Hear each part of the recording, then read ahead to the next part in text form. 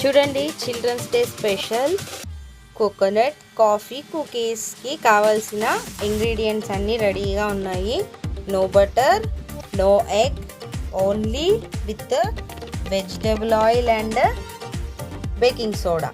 That's it. వీటితో మనం ఇప్పుడు కుకీస్ ఎలా చేయాలో చూపిస్తాను. ఇంగ్రీడియంట్స్ అన్నీ చూడండి.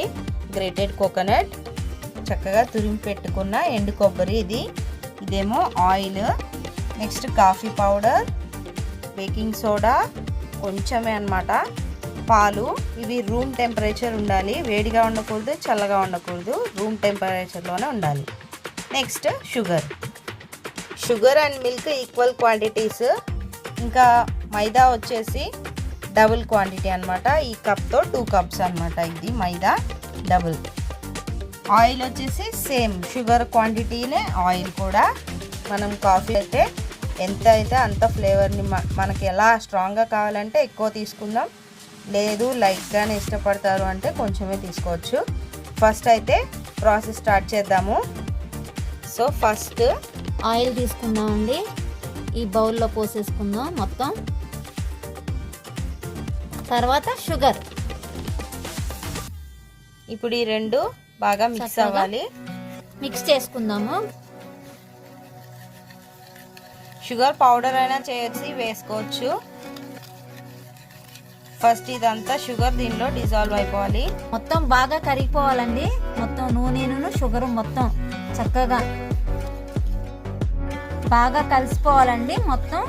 అందుకని మనం తిప్పుకుంటానే ఉందామండి ఆయిల్ను షుగర్ని. ఓకేనా? చూడండి, షుగర్ కరిగే కొద్దీ షుగర్ కలర్ ఎలా చేంజ్ అయిపోయిందో. ఇప్పుడు ఆల్మోస్ట్ కరిగిపోయింది, ఇంకా కొంచెం ఉంది. ఇది మొత్తం కంప్లీట్ అయిపోయింది. ఇప్పుడు పాలు పోసి కలుపుకుందామండి షుగర్లో. ఇక చూడండి, ఇట్లా చక్కగా నిదానంగా చేసుకోండి, బయట పడకుండా. చూడండి, కొంచెం పాలు రూమ్ టెంపరేచర్లోనే ఉండాలి. చక్కగా ఇదంతా మిక్స్ అయిపోయే వరకు కలుపుతూనే ఉండాలి. పాలును షుగర్ కలిపాం కదా, బాగా మిక్స్ అయింది. చూడండి, ఒక క్రీమీ లాగా వచ్చింది. చూసారా? ఇదిగోండి, చూసారా? మంచి క్రీమీ కన్సిస్టెన్సీ వచ్చేదాకా ఇది కలపాలి, లేదంటే బ్లెండ్ చేసుకున్నా పర్వాలేదు. ఇది మాత్రం ఇలా క్రీమీ టెక్స్చర్ రావాలన్నమాట.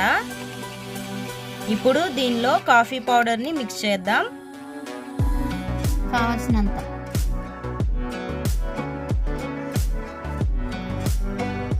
ఫస్ట్ 1/2 కప్పు మిక్స్ చేస్తున్నాము.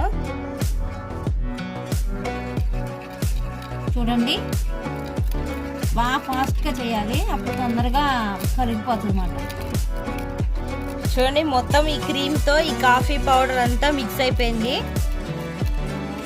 ఇప్పుడు ఈ బేకింగ్ సోడాని వేసుకోవాలి.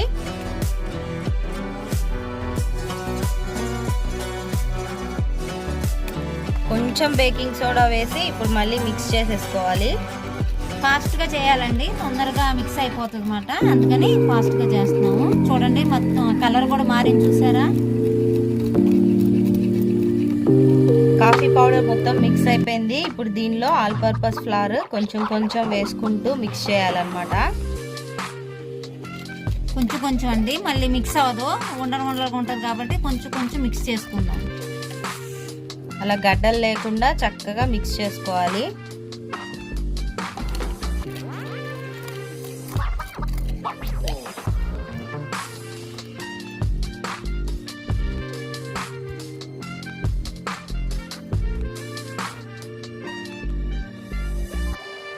చూడండి, ఈ కన్సిస్టెన్సీ ఉన్న దగ్గర నుంచి ఇప్పుడు మనం హ్యాండ్ యూజ్ చేయాలి. ఇక్కడ నుంచి ఇంకా పౌడర్ని వేసుకుంటూ మైదా పిండిని హ్యాండ్ యూజ్ చేసి కలుపుకోవాలన్నమాట.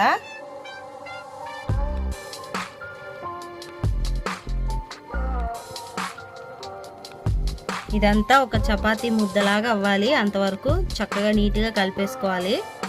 ఇట్లా సాఫ్ట్గా ఉండాలండి. చూడండి, చూసారా ఎంత మృదువుగా ఉందో, ఎంత సాఫ్ట్గా ఉందో.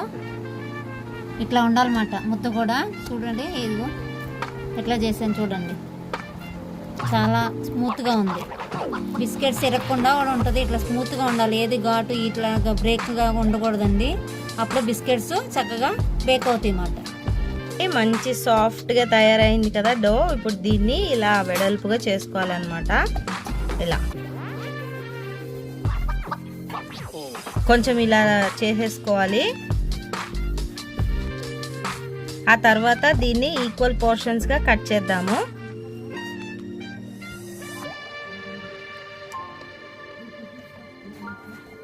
ఇలా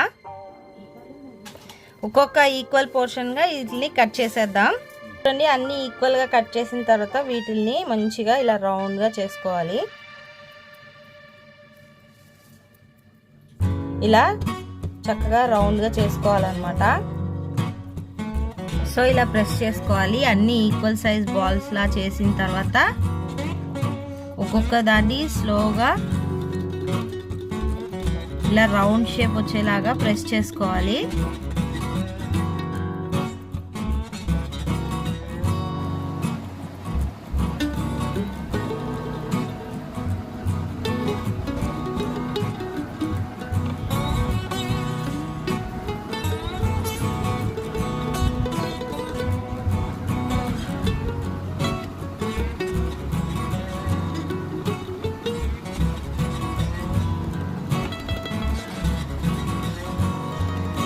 సో ఇప్పుడు ఇలా కంప్లీట్ అయిపోయిన తర్వాత ఇప్పుడు మనం ఈ గ్రేటెడ్ కోకోనట్తో పని అన్నమాట.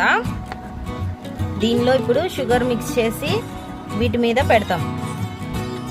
ఇప్పుడు ఈ గ్రేటెడ్ కోకోనట్ని ఇలా వేసుకొని దీనిలో కొంచెం షుగర్ కూడా మిక్స్ చేయాలి.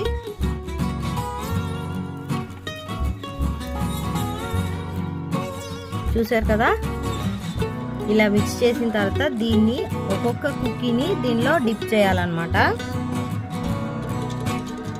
చూడండి, కుకీ ఉంది కదా, దీని మీద ఇలా పెట్టేసాం. వన్ సైడే ఉండాలి. డిప్ చేసిన తర్వాత ఇలా కొంచెం ప్రెస్ చేయండి.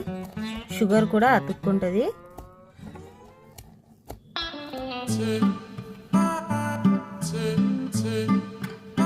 ప్రెస్ అయిన తర్వాత ఇలా వచ్చింది చూడండి. ఇలా అన్నీ రెడీ చేసి పక్కన పెట్టేయాలి.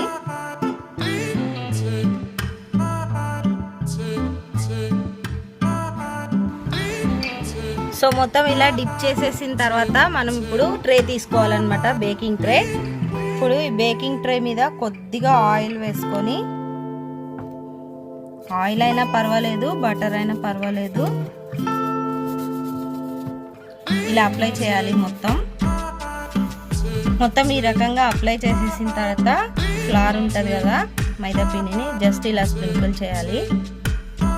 ఎందుకంటే ట్రేకి స్టిక్ అవ్వకుండా ఉంటాయి అన్నమాట ఈ కుకీస్ అంతా.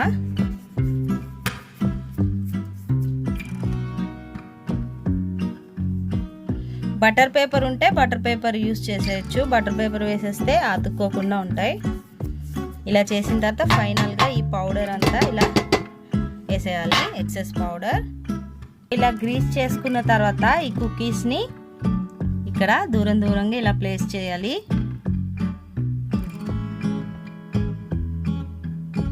మొత్తం కుకీస్ ఇలా పెట్టేసుకున్న తర్వాత ఇప్పుడు దీన్ని ఒక 15 మినిట్స్ పాటు ఫ్రిడ్జ్లో పెట్టేయాలి. కొంచెం సెట్ అవుతాయి అన్నమాట. సో ఇప్పుడు ఎయిర్ ఫ్రైయర్ని ప్రీ హీట్ చేసేస్తున్నాను. 80 degrees. ఫ్రిడ్జ్లోంచి తీసాక చూడండి గట్టిగా ఉన్నాయి. ఇందాకైతే మెత్తగా అయిపోతూ ఉన్నాయి కదా. ఇప్పుడు చూడండి, ఇప్పుడు మనం వీటిని ఎయిర్ ఫ్రైయర్లో బేక్ చేద్దాం.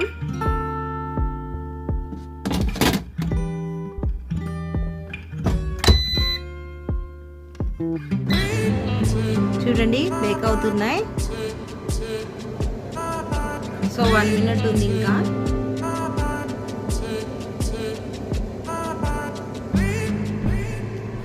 కంప్లీట్ అయిపోయిన తర్వాత చూద్దాం. చూడండి పూర్తిగా బేక్ అయిపోయాయి. ఇప్పుడు ఇలా అంటే వచ్చేసాయి చూడండి. మెత్తగా లేవు, మంచిగా క్రిస్పీగా, కొబ్బరి అంతా చక్కగా వేగింది పైన.